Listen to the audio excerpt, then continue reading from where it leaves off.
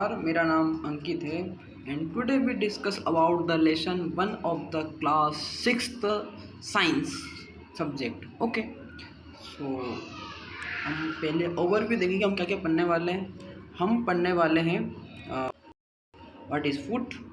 Food क्या है, हमें फूड की ज़रूरत क्यों पड़ती है, why we required food and their types, कि किस तरह के हमारे पास फूड अवेलेबल है। ठीक है, फिर Indian and their foods, Indian में किस तरह के फूड खाए जाते हैं।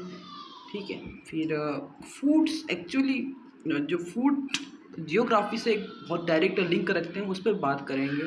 उसके बाद में हम also we are talking about the ingredient of foods and the source of foods. ठीक है, इस पर भी बात करेंगे। और लास्ट में हम जो हमारे फूड के मेजर सोर्स है प्लांट एंड एनिमल, हम उस पर डिस्कशन करेंगे। उसके बाद में हम डिस्कस करेंगे कि एनिमल एग्जैक्टली क्या खाते हैं। ठीक है, व्हाट एग्जैक्टली एनिमल ईट। ठीक है, ठीक है, ठीक है, ठीक है, कि असल में एनिमल क्या खाते हैं। So first we discuss about the food, कि फूड क्या है। ठीक है, सबसे fundamental question what is food.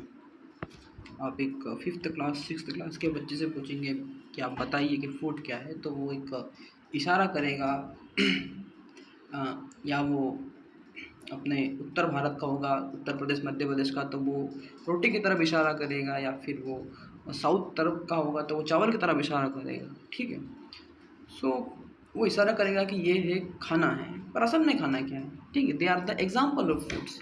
मैंने कहा रोटी, मैंने कहा चपाती, दे आर द फूड्स। हाँ, मैं मानता हूँ कि ये फूड है, पर they are the example of foods. हमको डिस्कस करना है कि ठीक है, ये डेफिनेशन है फूड की, और जो भी चीज़ any substance in the earth is defined by the definition, यानी कि हम कुछ एक डेफिनेशन बनाएंगे, इस डेफिनेशन में कोई भी सब्सटेंस फिट होगा वो फूड कहलाएगा। ठीक है, so first we discuss the definition of food. ठीक है, तो क्या है कि food is any substance typically of plant and animal और fungal origin that is the consume by organism for nutrition support. It provide essential nutrient like carbohydrate, fat, proteins, vitamins and minerals. The primary purpose of food is to provide energy, sustain life, supporting growth and the repair of body. बड़ा भारी भारी अंग्रेजी शब्द में लिखा है, पर इसका एक सिंपल सा मतलब होता है कि फूड इज़ एनी सब्सटेंस।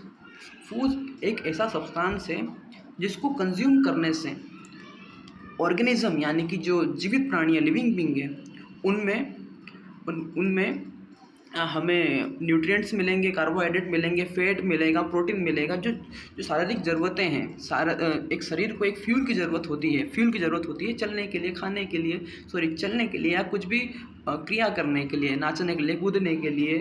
ठीक है, तो उसके लिए अपने को जो एनर्जी मिलेगी वो अपने को फूड से मिलेगी। ठीक है, तो फिर एक आपका सवाल उठना चाहिए इस बात पे कि फिर तो ऐसे बहुत सारी चीज़ें हैं। फॉर एग्ज़ाम्पल मैं कुछ ऐसी नॉन ईटेबल चीज़ें खाऊं। फॉर एग्ज़ाम्पल मैं, अब मान लीजिए मैं कागज़ खाता हूँ। ठीक है, तो कागज़ फूड होगा? नहीं होगा फूड। क्या वो एनर्जी देता है? हाँ, एनर्जी देता है वो फूड। ऐसी नहीं कि बहुत ही कम मात्रा में पर एनर्जी देता है। या ऐसी बहुत सी चीज़ें आप आसपास देख सकते हैं, जैसे कुछ पत्थर मान लीजिए, उनमें भी कुछ मायने में मिनरल्स वगैरह होते हैं। मान लीजिए बड़े छोटे छोटे कण हैं आयरन के, वो भी आपको ज़रूरत हो सकती है, पर अपन को फूड नहीं बोलेंगे। तो सबसे फंडामेंटल चीज़ है फूड की, फंडामेंटल डेफिनेशन ऑफ फूड मैं आपको बताना चाहता हूँ कि असल में हम फूड किसको कहते हैं। ठीक है, तो सबसे फंडामेंटल डेफिनेशन है एनी सब्सटेंस जो डाइजेस्टिव हो, जिसको हजम करना आसान हो। अब यहाँ पर अपना जो कागज़ खाएंगे, ठीक है, हम कागज़ खा रहे हैं, उसको डाइजेशन करना मुश्किल है। ठीक हो, कागज़ को अपना जो डाइजेस्ट सिस्टम है, अपना पेट हजम नहीं कर पाएगा कागज़ को, उसके लिए वो हानिकारक रहेगा, उसमें कुछ चीज़ें बच जाएगी जो आगे जाके दुख देगी। ठीक है, तो कागज़ चला गया। ठीक है, any substance which have nutritional value, यानी कि एक सब्सटेंस है उसकी न्यूट्रिशनल वैल्यू होनी चाहिए, यानी कि उसमें से न्यूट्रिशनल वैल्यू होनी चाहिए, यानी उसमें से प्रोटीन, फाइबर वगैरह की क्वांटिटी अच्छी खासी होनी चाहिए, अपन उसको फूड कहेंगे। ऐसी अब यहाँ पे आप डिफाइन कर सकते हैं कि ईटेबल नॉन ईटेबल चीज़ें क्या क्या हो सकती है। ठीक है, ईटेबल जो डाइजेस्टिव हो, न्यूट्रिशन हो, ठीक है। इन दोनों चीज़ों को जो रिक्वायरमेंट फुलफिल करे वो फूड है। अगर इन डाइजेस्टिव, अगर कोई मान लो डाइजेस्टिव है पर न्यूट्रिशन नहीं है तो वो कोई फूड नहीं होगा। या फिर जो डाइजेस्टिव है पर न्यूट्रिशन नहीं है, या फिर कोई न्यूट्रिशन है पर डाइजेस्टिव नहीं है, जैसे बहुत सी चीज़ें होती है जैसे मिट्टी वगैरह या पत्थर वगैरह, उनको खा लेते हैं तो वो काफ़ी डाइजेस्टिव नहीं होती है, ठीक है। बहुत कम मात्रा में न्यूट्रिशन मान लीजिए कि होती है, मान लीजिए, पर उनको खाना नहीं चाहिए, वो शरीर के लिए हानिकारक होती है, क्योंकि वो डाइजेशन पूरी तरह से नहीं होती है, वो आपके शरीर में उसके सब्स्टिट्यूट रह जाते हैं, वो आगे आगे आपको दुख देंगे, ठीक है। ठीक है, उसके बाद अपन बात करेंगे वाई वी रिक्वायर्ड फूड। सबसे फंडामेंटल सवाल है वाई वी रिक्वायर्ड फूड, ठीक है। आप किसी मोटर चालक से पूछ सकते हैं कि जो मोटरसाइकिल चलाते हैं उनसे पूछ सकते हैं कि यार आपको पेट्रोल की ज़रूरत क्यों पड़ती है, तो कहेंगे कि यार अगर पेट्रोल नहीं डालेंगे तो गाड़ी यहाँ से वहाँ नहीं जाएगी, ठीक है। सिमिलरली जो फूड है वो फ्यूल है हमारी बॉडी का, पर आप जब बड़ी कक्षा में जाएंगे तो फूड के बड़े मायने बदल जाएंगे। जो फ्यूल है वो गाड़ी को सिर्फ ट्रेवलिंग के लिए हेल्प करते हैं, पर जो फूड है क्या है कि food is our body fuel, ठीक है। फूड हमारे लिए बॉडी फ्यूल है, ठीक है। It provide calories, need the power energy, think we do from thinking, breathing, running, playing, without energy the body is shutting down, ठीक है। फूड एक एनर्जी सोर्स का तो काम करता ही करता है, साथ ही आपका अगर घाव हो गया तो वहाँ पर भी रिपेयरिंग के लिए ही डायरेक्टली इनडायरेक्टली ही सही फूड ही यूज़ होता है, ठीक है। फूड किस तरह का प्रोटीन बनाएगा, वो प्रोटीन जाके उस बॉडी को रिपेयर करेंगे। फिर जैसे आप फूड खाएंगे, अच्छा खाना खाएंगे तो आपकी हेल्थ बढ़ेगी, यानी कि रिपेयरिंग, आप बड़े होंगे, बिल्डिंग के लिए भी फूड ही यूज़ होता है। आप अच्छा खाना खाएंगे आपकी अच्छी सेहत बनेगी, आप अच्छा खाना नहीं खाएंगे आपकी अच्छी सेहत नहीं बनेगी, तो आपकी जो बॉडी बिल्डिंग है उसमें भी फूड का एक इम्पोर्टेंट रोल होता है, ठीक है। इम्यून सिस्टम क्या होता है कि अगर आप स्वस्थ हरी सब्जियां खाते हैं, अक्सर बोलते हैं मम्मियाँ कि आप हरी सब्जी खाया करो या फिर कुछ अच्छा खाना खाया करो जो जिसमें प्रोटीन फाइबर वगैरह बहुत ज़्यादा हो, ताज़ा खाना खाया करो, तो उससे इम्यून सिस्टम अपना अच्छा खासा होता है। अभी कोविड-19 में देखा होगा आपने कि जिसका इम्यून सिस्टम अच्छा खासा था वो अच्छा खासा सर्वाइव कर पाए उस क्रिटिकल टाइम में। तो इम्यून सिस्टम भी हमारा किससे लिंक करता है, फूड से लिंक करता है कि आप कितने मजबूत, तो ये इस बात पे डिपेंड करता है कि आप क्या खाते हो। आप कुछ अच्छी सब्जियां खाएगा, उसका इम्यून सिस्टम अच्छा होगा, वो जल्दी से बीमार नहीं पड़ेगा, उस पर जो बाहर के वायरस रहेंगे उसका इम्पैक्ट बहुत कम रहेगा। तो जो हमारा फूड है जो हमारा फूड है वो रिपेयरिंग, बिल्डिंग और इम्यून सिस्टम पर भी काम करता है, ठीक है। आगे देखते हैं, और हमारी आगे की डेफिनेशन है इंडियन एंड देयर फूड, ठीक है। भारत में किस प्रकार के खाने खाए जाते हैं। Indian foods contain dairy product. अब डेयरी प्रोडक्ट क्या है, डेयरी प्रोडक्ट जो दूध से कहीं ना कहीं रिलेट करते हैं, जैसे पनीर, दही, छाछ, मक्खन, ये सारे हमारे डेयरी प्रोडक्ट है, क्योंकि कहीं ना कहीं ये काउ या एनिमल मिल्क से रिलेट करते हैं, इसको अपन कहते हैं डेयरी प्रोडक्ट, ठीक है। उसके बाद में फिर हमारे जो प्लांट से हमको चीज़ें मिलती है, प्लांट से हमको जो खाने को चीज़ मिलती है, जैसे दाल हो गए, गेहूँ हो गया, चावल हो गया, ठीक है। और एक और फर्स्ट डेयरी प्रोडक्ट, सेकेंड है हमारे जो प्लांट से रिलेटेड फूड है वो मिलेंगे, थर्ड है मीट। हमारा जो मेजर सोर्स है मीट का वो है एनिमल, मतलब हम मांस खाते हैं, कुछ कुछ जगहों पे खाई जाती है, जैसे तटीय इलाके हैं वहाँ पर मच्छी खाई जाती है, या फिर आप कहीं और जैसे बहुत सारे इलाकों में मांस का बड़ा प्रचलन है तो मांस खाते हैं, तो वो भी एक फूड का सोर्स है, ठीक है। ठीक है,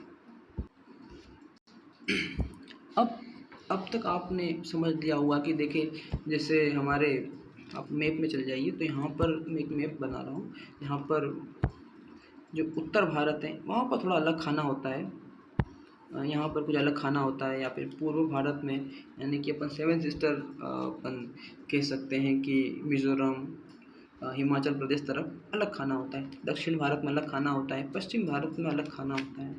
तो ऐसा क्यों होता है कि सभी रोटियां खाएं या सभी चावल खाएं, ये एक सामान्य सवाल आप में उठना चाहिए, ठीक है।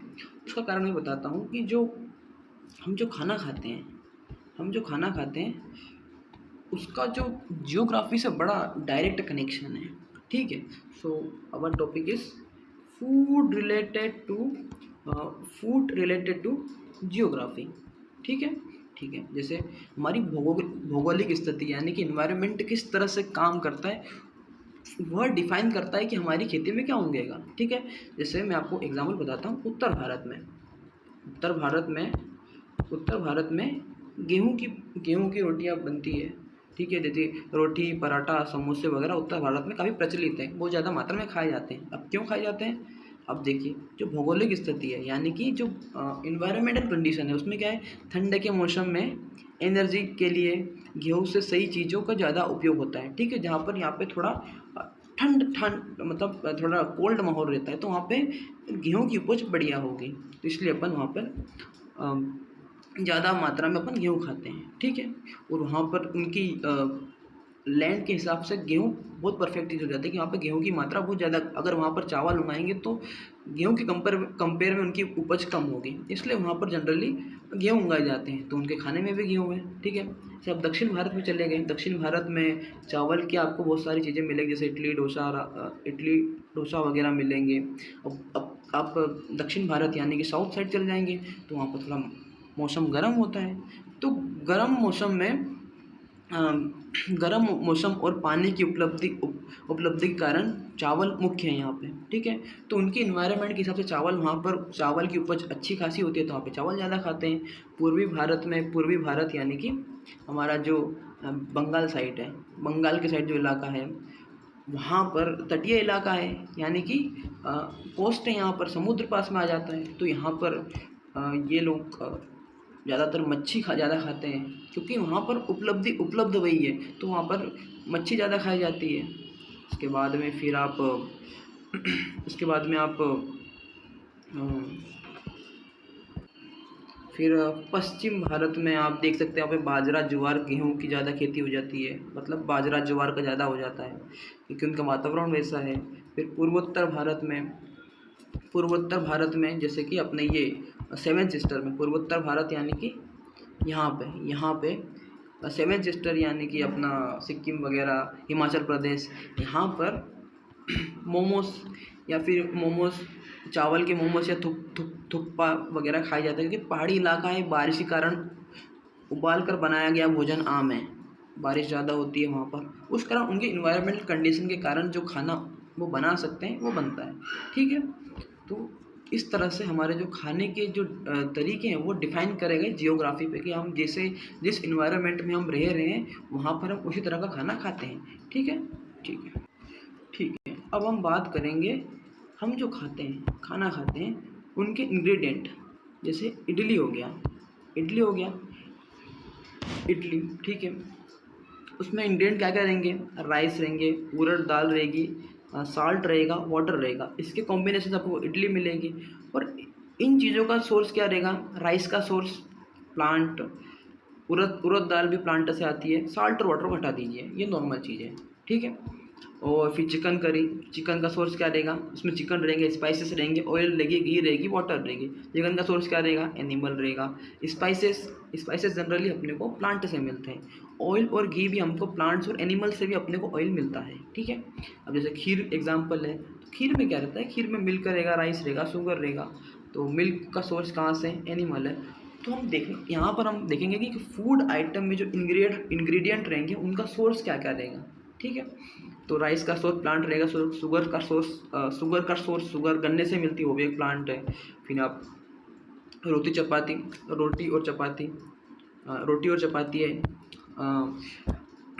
रोटी और चपाती, आटा और वाटर। आटा क्या अपने को व्हीट से मिलता है। ठीक है, दाल बेसिकली अपने को प्लांट से मिलती है।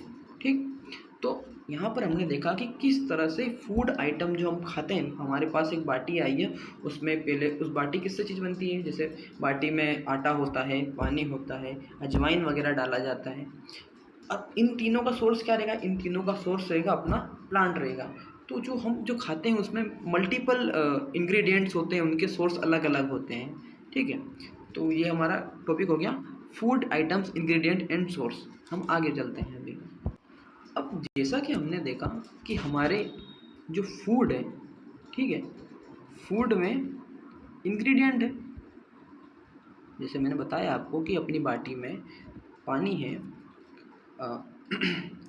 आटा है और आप हल्दी भी डालते हैं, हमारे यहाँ जीरा डालते हैं। अब देखो, पानी तो नॉर्मल अवेलेबल है, जो आटा है व्हीट यानी कि ना गेहूँ से आता है, जीरा का भी पौधा होता है, हल्दी एक जड़ होती है। तो हमारे जो में बहुत पूरे मोटे तौर पर देखा जाए तो हमारे फूड में जो इंग्रेडिएंट है उसके दो फंडामेंटल सोर्सेस है, एक है प्लांट और एक है अपना एनिमल। ठीक है, अब हम इस पर डिस्कशन करते हैं कि प्लांट को किस तरह से इंग्रेडिएंट की तरह यूज़ करते हैं, एनिमल को किस तरह से इंग्रेडिएंट की तरह यूज़ करते हैं। यानी कि आगे देखिए आप किस तरह समझाता हूँ मैं। वी ईट, हम सबसे पहले बात करेंगे plant parts animal product as a food, मतलब कि हम we eat different parts of plant as a food, we eat different parts of plant as a food. आपको बढ़िया एग्जांपल बताता हूँ मैं। जैसे आप, ये एक प्लांट का अपने पास डायग्राम है कि यहाँ पर कुछ दर्शाया गया है कि यहाँ पे फ्लावर बताए गए हैं, ये फ्रूट है, स्टीम यानी कि तना, लीफ पत्ती, फिर ये हमारी रूट्स है, सेकेंडरी प्राइमरी अपन बात करते हैं रूट्स की, ये हमारी रूट्स हैं, ये तना है, फूल है, फल है, पत्ते हैं। ठीक, अब आप देखिए कि हम प्लांट का कौन कौन सा हिस्सा खाते हैं। We eat different parts of the plant as a food, हम खाने की तरह हम खाने एज अ फूड हम प्लांट के डिफरेंट पार्ट खाते हैं। आपको एग्जांपल बताता हूँ मैं। जैसे मैंने एक टेबल बनाई है जिसमें हिस्सा यानी पार्ट दिया हुआ है, उदाहरण दिया हुआ है और न्यूट्रिशन दिया हुआ है। अगर अपन जड़ खाएं, अगर अपन गाजर खाएं, गाजर का सोर्स क्या है, प्लांट है, तो हम प्लांट की जड़ खा रहे हैं। ठीक है, अगर आप बात करेंगे अदरक, गन्ना या आलू की, तो एक तना है। अब आलू की सब्जियां बनती है, अदरक अपन वगैरह चाय वगैरह या फिर आप मीट बना रहे हैं, यहाँ पे अदरक यूज़ होता है। गन्ना शुगर के लिए होता है, शुगर से आप मिठाई बनाते हैं। उसके बाद में पत्ता आप मेथी के पत्ते अपन खाते हैं। पत्ता गोभी होती है, वो भी एक प्रकार का पत्ता होती है। पत्ता गोभी में जो पत्ते होते हैं वो भी खाए जाते हैं अलग से। पालक बहुत ज़्यादा खाई जाती है, वो भी एक सोर्स है प्लांट का, पर हम यहाँ पर प्लांट के पत्ते खा रहे हैं। अब हम बात करेंगे फूल, यानी कि हम प्लांट का फूल खा रहे हैं। यहाँ पर फूल गोभी हो गया, ब्रोकली हो गया, they are the example of the food we get from the plant. This is example of flower, मतलब हम एक पौधे का फ्लावर खा रहे हैं एज अ फूड। ठीक है, अब हम बात करेंगे फल, यानी कि अब हम प्लांट का फ्रूट एज अ फूड खा रहे हैं। तो यहाँ पे आम, केला, टमाटर, सेब, ये यानी कि अब देखा जा सकता है कि हम एक प्लांट को पूरा खाते हैं। किसी के हम पत्ते खा रहे हैं, किसी का तना खा रहे हैं, किसी की जड़ें खा रहे हैं, ठीक है, किसी का फल खा रहे हैं।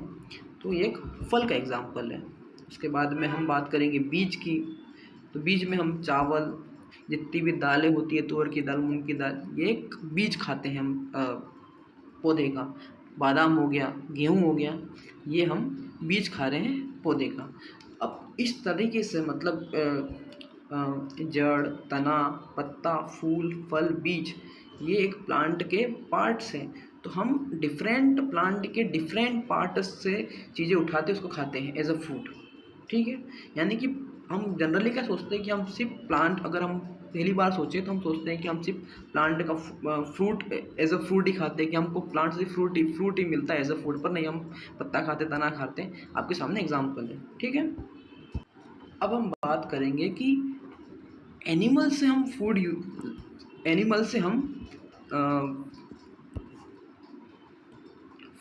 जो हम एनिमल से लेते हैं वो क्या क्या टाइप हो जाएंगे। फर्स्ट हो जाएगा डेयरी प्रोडक्ट। डेयरी की बात कर ले, पनीर, दही, मक्खन, छाछ, ये डेयरी प्रोडक्ट है। ठीक है, ये हमको एनिमल से मिलते हैं। और सेकंड हो गया अपना मीट, जहाँ पर आप मच्छी, फिश खाते हैं, ठीक है, चिकन, ठीक है, आपको पता है। या ये जो फूड सोर्स है वो हमको मिलते हैं एनिमल से। ठीक है, ओके। अब हम बात करेंगे कि ठीक है, आदमी खाता है प्लांट से, एनिमल से। अब हम देखते हैं कि यार जो एनिमल क्या खाते हैं, एनिमल कहाँ से क्या खाते हैं। तो एनिमल को हमने 3 कैटेगरी में डिफाइन करा हुआ है। ठीक है, 3 कैटेगरी में क्या डिफाइन करा था। फर्स्ट है कार्निवोरस। कार्निवोरस क्या होते हैं, जो सिर्फ मीट खाते हैं, ये सिर्फ मीट खाएंगे। ये दूसरी चीज़ें नहीं खाएंगे, ठीक है। और सेकेंड है herbivorous, an organism that only eat plant. ये वेजिटेरियन होते हैं, ये सिर्फ वेजिटेरियन, ये सिर्फ प्लांट खाते हैं, ठीक है। ये मीट नहीं खाते, उसको अपन क्या बोलेंगे, हर्बीवोरस। पर ओमनीवोरस, ओमनीवोरस क्या हो जाएगा, omnivorous N organism that eat both, ये दोनों खाते हैं, ये प्लांट भी खाते हैं, प्लांट भी खाते हैं और एनिमल भी खाते हैं। तो आप बताइए कि जो हमारा ह्यूमन है वो क्या है, सोचिए, क्या बताइए क्या होगा। कार्निवोरस नहीं, नहीं मीट, हर सिर्फ मीट ही खा रहे, नहीं नहीं, सिर्फ वेजिटेरियन खा रहे, नहीं नहीं। जो ह्यूमन है वो आता है ओमनिवरस कैटेगरी में, इसमें आता है ओमनिवरस कैटेगरी में, क्योंकि वो मीट भी खाता है, वो प्लांट भी खाता है, ठीक है। तो जो ह्यूमन आता है वो ओमनिवरस कैटेगरी में आता है। और जब आप थोड़े बड़े होंगे तो आप काफ़ी डिटेल में पढ़ेंगे कि what is exact carnivorous animal, herbivorous animal, omnivorous animal, उनके डाइजेस्ट सिस्टम किस तरह से काम करते हैं। कार्निवोरस में कुछ चीज़ें होती है जो मांस को गलाने में काम आती है, उनके ऑर्गेनिज्म या उनके डाइजेस्ट सिस्टम बड़ा अच्छा खासा तगड़ा होता है। हर्बीवोरस में उनकी क्षमताएं होती है कि वो प्लांट को अच्छे से डाइजेस्ट कर पाते हैं। ओमनीवोरस भी कुछ कुछ चीज़ें उस तरह की होती है, जैसे ह्यूमन में होती है, अपने पास अपेंडिक्स होता है, जो पहले के टाइम पे अपन कच्चा मांस खाते थे, उस समय जो अपेंडिक्स होता है वो कच्चे मांस को डाइजेस्ट करने में काम आता है। हालांकि अभी तो अपन पका के खाते हैं। एक ये अच्छा सवाल मैं आपके लिए आपको मैं छोड़ के जा रहा हूँ कि जो ह्यूमन है, क्या इसलिए आपको होमवर्क है, जो ह्यूमन है वो खाना पका के क्यों खाते हैं, पका के क्यों खाते हैं, क्यों खाते हैं, ये आप पता लगाइए, कहीं से पता लगाइए। जैसे आप देखा जाइए कि जो नेचर में जितने भी प्राणी हैं वो कभी भी खाना पका के नहीं खाते, पर ह्यूमन पका के खाना पका के खाते हैं। वाई? तो ये आपका होमवर्क है, ठीक है। So thank you very much, आप यहाँ तक पूछे इसके लिए बहुत बहुत धन्यवाद। एंड मिलते हैं अगले वीडियो में। Thank you very much for listening में।